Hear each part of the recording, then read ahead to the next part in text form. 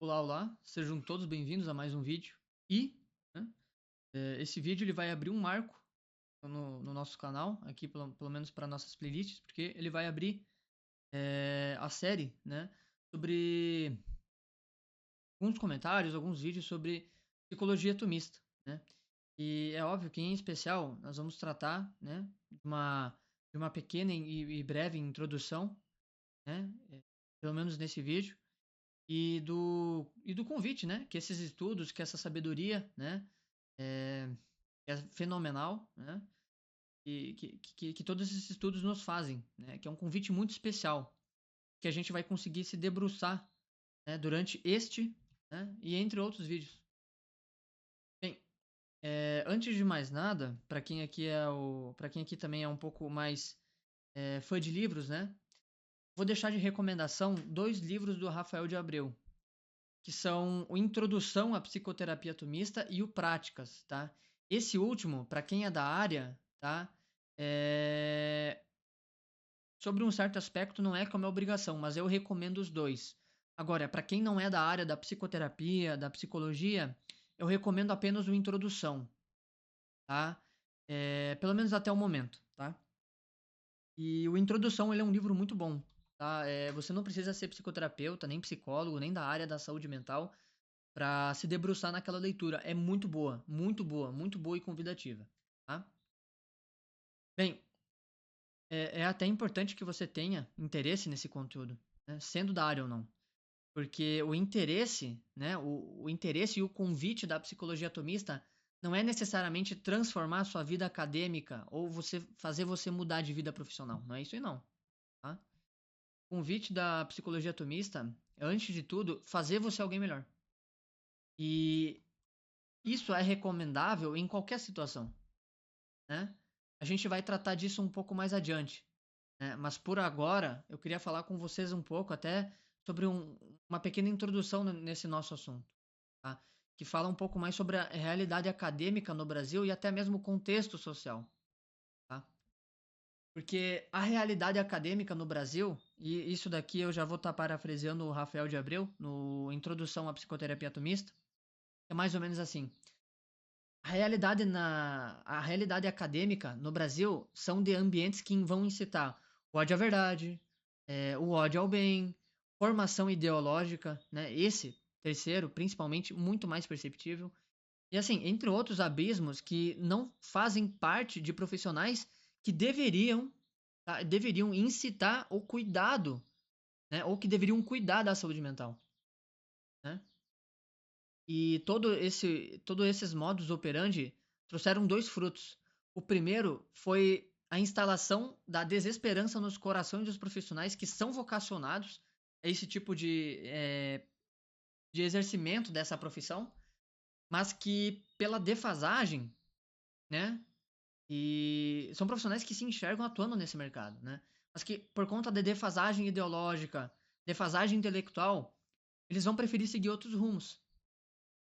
Então, assim, o primeiro fruto é a instalação da desesperança nos corações dos profissionais. E o outro fruto foi fruto de pessoas que continuaram na realidade acadêmica e que basicamente foi uma criação, foi uma geração de profissionais que, cara, não fazem ideia do que seja o homem, né?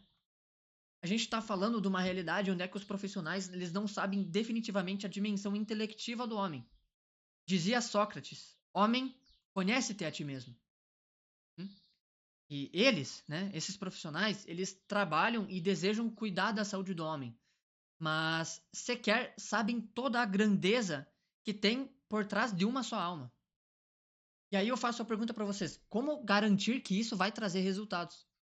Ou melhor ainda, como garantir que esses profissionais desesperados ou afundados em ideologias poderão guiar outras pessoas, né?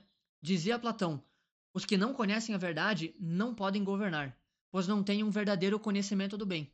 Ou ainda, né, no Evangelho de Lucas, capítulo 6, versículo 39, também dizia Jesus Cristo: pode porventura um cego guiar outro cego? Será que os dois não vão cair ambos na mesma cova? Né? É, e aí a gente faz a pergunta, né? Porque essas pessoas, elas não sabem o que é ser psicoterapeuta. Essas pessoas, elas não têm uma noção do que é ser psicoterapeuta.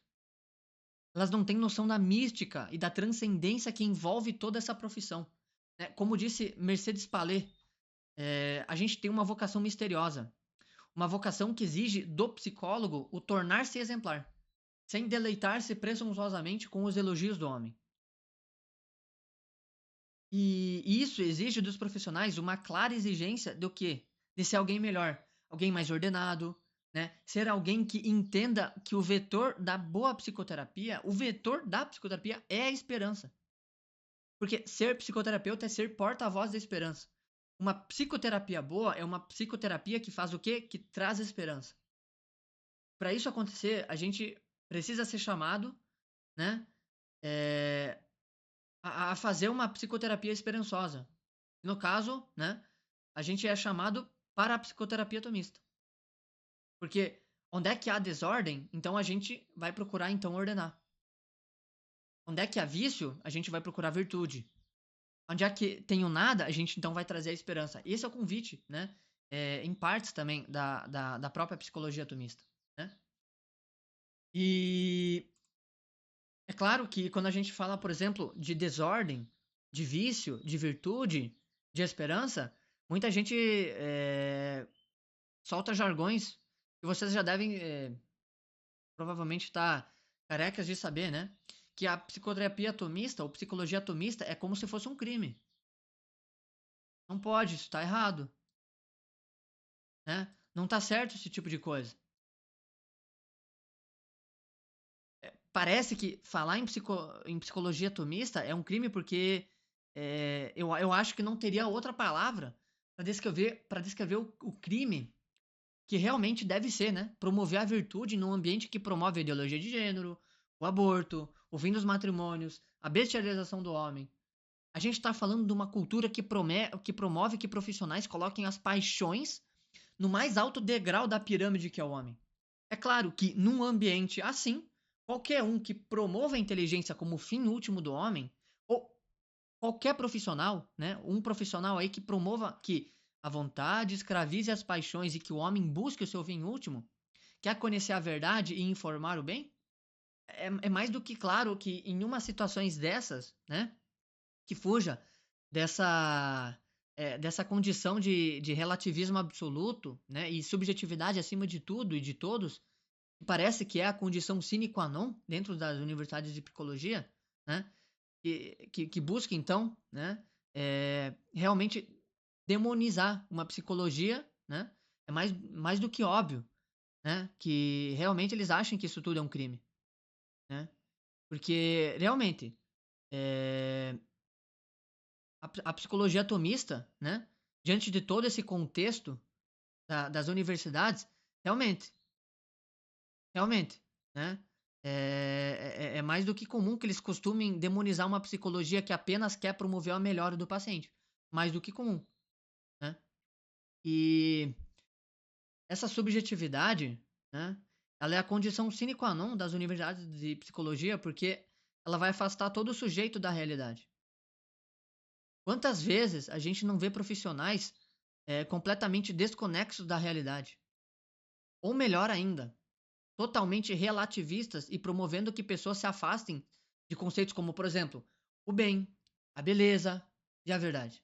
Quantas vezes, né?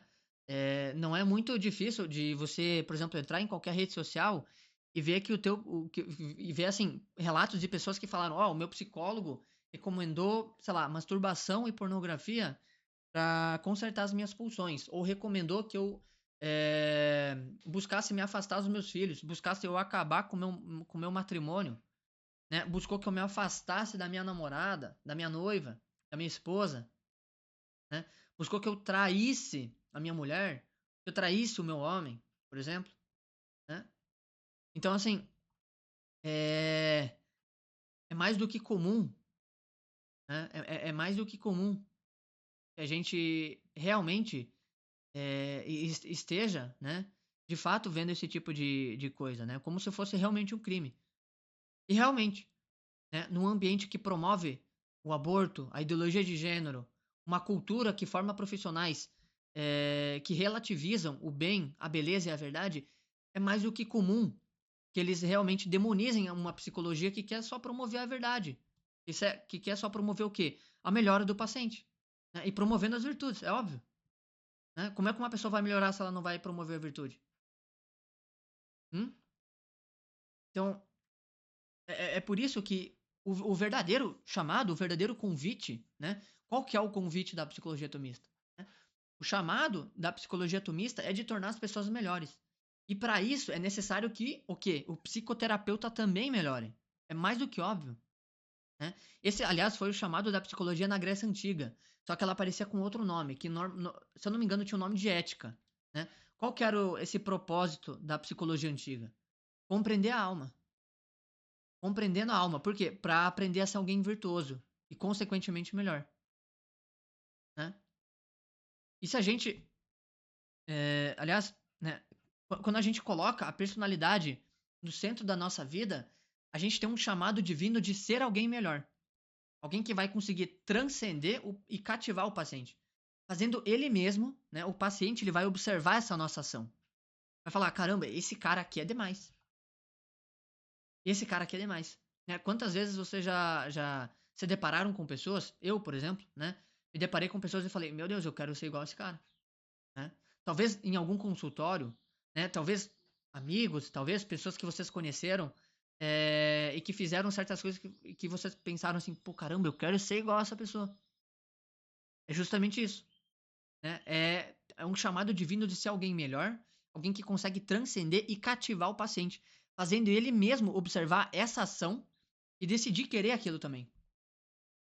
A personalidade do terapeuta é que vai curar o paciente. Então, o nosso chamado é o quê? A gente tem que brilhar, iluminar o caminho do ordenamento e do aperfeiçoamento do ser humano. Para fazer isso tudo valer a pena. Né? Só que isso tudo, né, não vai acontecer sem antes a gente se ordenar primeiro.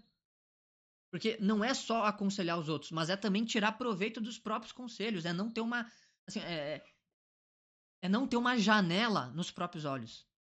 Né? É se ordenar para ordenar o outro. Quem quer buscar a psicologia atomista deve, antes de tudo, aplicar esses conhecimentos na própria vida. Antes de tudo. Antes de atender alguém, tá? Eu sou chamado a aplicar os meus próprios conhecimentos na minha própria vida. Principalmente eu que falo sobre, por exemplo, nicho, né, de problemas com luxúria, problemas com pornografia, eu sou chamado a fazer as mesmas coisas que eu falo para meus pacientes. Dedo engano quem acha que eu tô livre.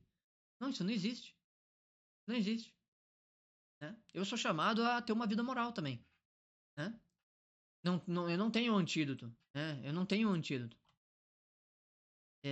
Então, alguém que quer seguir realmente o conselho, o convite desse misterioso chamado, está dizendo um sim para um intelecto fixado no verdadeiro lugar.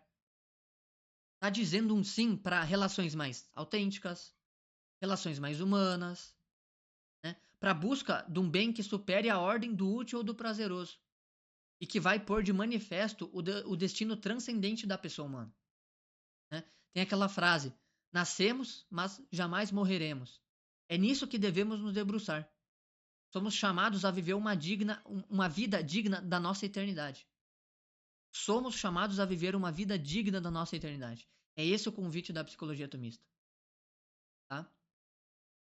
Ó, por último, tá? Eu gostaria de fazer uma citação breve de um trecho do livro do Praxis da Psicologia do Dr. Martim Echevarria. Tá bom? É o seguinte. Vamos lá. Tá? É por isso, né, que somos chamados a renegar qualquer vertente. Né? Em especial, os psicanalistas, né? Que tem como prática ligada ao projeto nietzschiano e que pressupõe que a verdade é uma ficção e que não há uma verdade eterna e que o labirinto da angústia humana não tem saída. Logo, a psicoterapia reduz-se assim, então, a uma mera tomada de consciência dos estados das decisões,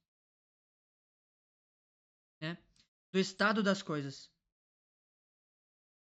E no máximo, a construção de um projeto intramundano de vida, com consciência não somente de sua finitude, né, mas também do seu caráter fictício, sendo em tudo, então, ao final, apenas tragado pela morte. Deste modo, o psicanalista, ou qualquer outro terapeuta, torna definitivamente impossível não somente a cura da alma humana, mas também do seu próprio desenvolvimento natural, o que não faz justiça à sua dimensão profundamente eterna, a qual ele também é chamado a desenvolver. Então, com essa frase, né, com essa citação do Dr. Martim Echevarria no livro da Praxis da Psicologia, a gente observa que não são raros os profissionais que realmente têm pelo menos esse entendimento, tá? Esse entendimento. Porque eu não vim aqui falar que eu sou melhor que os outros, mas eu vim aqui falar: nascemos, mas jamais morreremos. Existe uma eternidade. Então, a psicoterapia ela não pode se reduzir a esse nível. Uma mera tomada de consciência do estado das coisas. Isso não pode ser, né? Onde é que tudo na nossa vida é tragado pela morte? Quantos psicanalistas, quantos psicólogos falam isso? Isso não está certo. Porque aí, esse nosso chamado de transcender, de desenvolvimento natural, de autoaperfeiçoamento, é tudo jogado no lixo, né? E o labirinto da angústia humana não tem saída, né? Como a gente falou. E isso não é verdade, tá? Então, assim, a gente tem um chamado, né, de desenvolvimento natural, próprio, de autoaperfeiçoamento, para fazer jus à nossa dimensão profunda e eterna, que nós somos, então, chamados a desenvolver. Bom, esse foi o nosso primeiro vídeo, nosso vídeo introdutório, deu aí em torno de 17 minutos. E é isso aí, eu fico à disposição qualquer coisa e vamos para mais. Valeu, valeu, tchau, tchau.